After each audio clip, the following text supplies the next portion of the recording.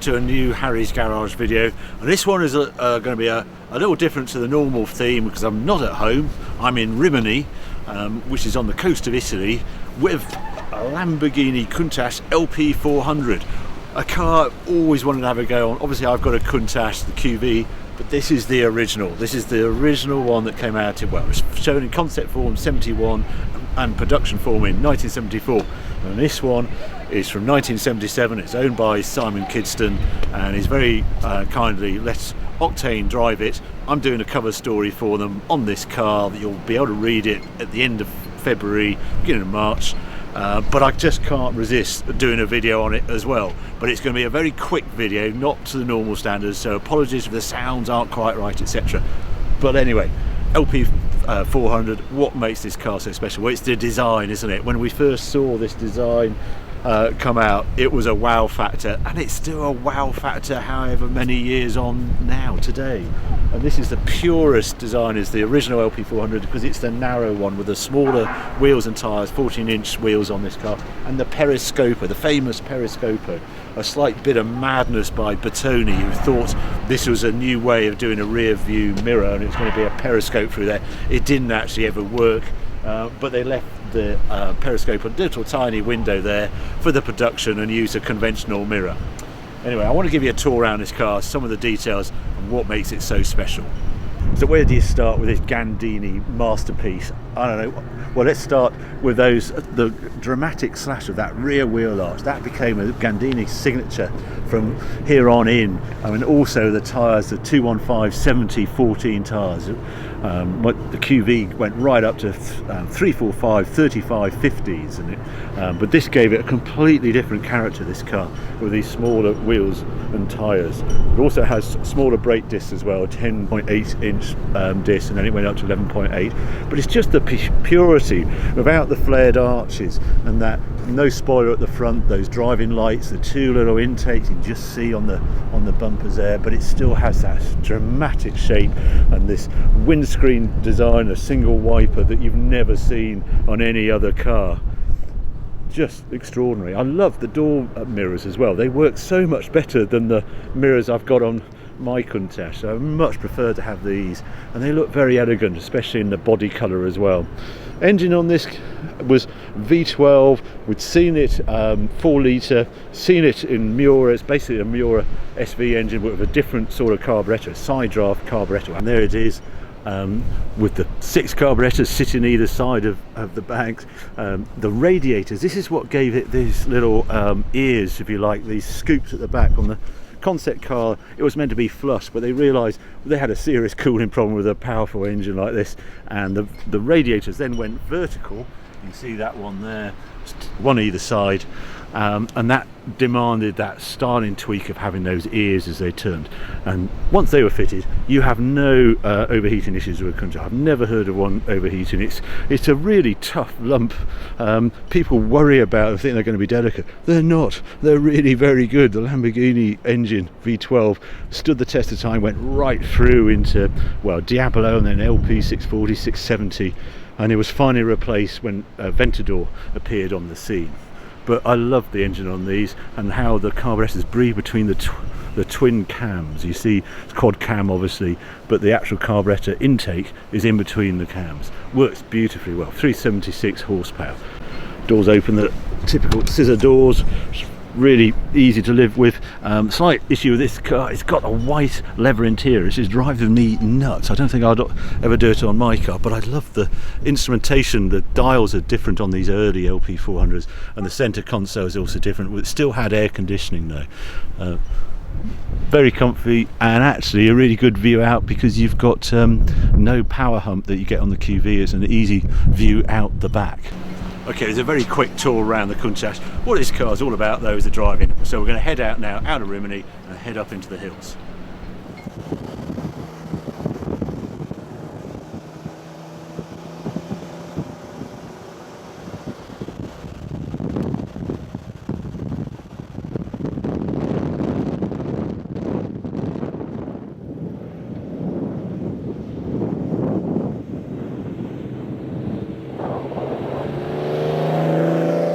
Decent bits of road. They were struggling to find one. I there's great things about this up here. So I want to feel this car. You know, I've got to know it on the way here to out of Remo and on those bigger open roads up to San Marino.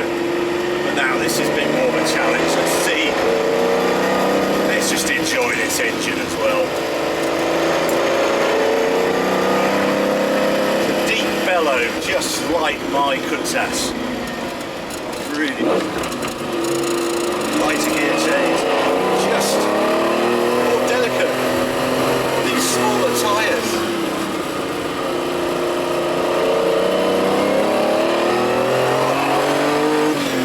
And it still wants to rev. There's an 8,000 RPM red line on here, and you touch it more often than you expect. Oh, so balanced. Yeah, it's nice on the smaller tyres. Just gently drifted out there. A little bit of understeer, a little bit of throttle, just breaks it. There we go. Beautifully set up. Damping's good. Oh. Whoa, that was quite special. Yeah, the difference is to my QV. Well, my QV, it will understeer. It's hard to provoke the tail on it because there's so much grip on the rear. This is different. This is more balanced, more tippy toes. Still lots of grip there, but I can just add power, and it does seem to move at the rear much more than the QV. But very progressively. I know this is perfect conditions for it because it's slightly greasy underfoot. But this feels really nice. Really nice. Brakes work better than I expected. I thought with the smaller wheels and the smaller brakes, I've got instant brake feel and reasonable power straight away as soon as I hit them. On my quattro valve, they're quite a dead pedal. You have to squeeze really hard to get to brake. It gives you a bit of an eye-opener when you first hit them. It's not so in this. Yeah, I'm liking this. Liking this a lot. So how do you summarise this Countach LP400? Well, one, I'm extremely grateful to the owner for letting me drive it, and the crucial thing of him having the seat runners out of it, so you actually fit in it. So I can finally have a proper go at an LP400 Countach, the very first edition Countach, and compare it to my QV. So there are real differences. This has a different feel, it's very solid. It's a beautiful restoration. It does feel as though this is what a Countach would have felt as when it was new, which is terrific. It has a completely different feel to a QV. There's an aggression with the QV that isn't here. And it has a freer revving nature to the engine. Even though the QV likes to rev, this likes to rev even more. It's an 8,000 RPM red line, and you'll bump into it by accident more often than you would expect. Beautiful engine. I think it was ahead of Ferrari at the same period, what they were producing. The smaller tyres give it a critical difference in character, and it feels edgier at higher speed, but actually where I'm pushing it through the hills here, I actually prefer the feel of this to my QV. The steering is light, it's controllable, it loads up nicely, and there's a compliance to it riding. I think it's quite stiffly sprung, but just the taller sidewalls of the tyres just add that little bit of cushioning. But it's highly predictable. You know absolutely what's going on. There's no real slop in it.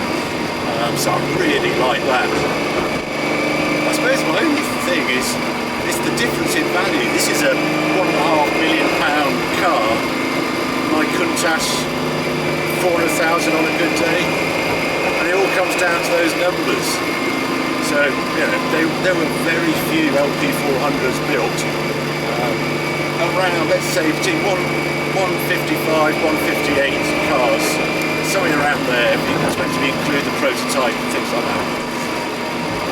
QV 600 and some, but a lot of federalised ones, a lot of injections, so true downdraft carburettor ones are around 350. So there's a factor of just over 2 to 1, but there's a factor of 3 to 4 to 1 in price. So yeah, the price is a significant thing, but it's a lot of people love the more delicate looks of this. And I can't get over the view out the back window. This feels fairly airy after my QV. And with the seat lower and the seat position, if I was asked to do 1,000 miles on this, then I would, very happily. I think it's such a statement as well of design. I mean, it's an often used term, but concept car for the road. This is what this is. I just drink in the details. I never get bored of the shape of the Countach. There is something you see all the time, new, when you look at it closely. The way it's actually made out of lots of curves, and you think it's all straight lines. But no, it's full of curves. And the other weirdness about early Countach is they're quite tough. The engine is well proven, been in production for a while at this sort of spec. 376 horsepower in the SV, they don't give it an issue. It doesn't catch fire quite as often as a Miura as well, because the side draft carburetors. Gearbox made in-house, Lamborghini. He was used to making tractor gearboxes, so they had to be pretty strong, and it seems the early Countach gearboxes are pretty strong too. And it's just such a clever design. They were masters to actually put this gearbox this way round, so I've got a gear change straight into the gearbox.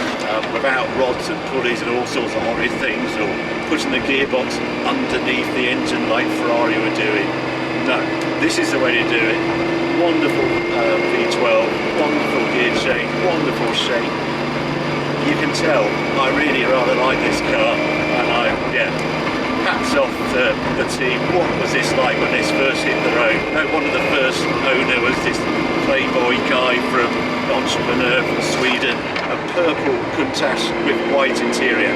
I don't think I would have spec the white interior. I'll leave that to the show cars, not the car I own. But I've really enjoyed it. I hope you've enjoyed the video too. Thanks for watching. Keep watching, keep subscribing. More videos coming along very soon.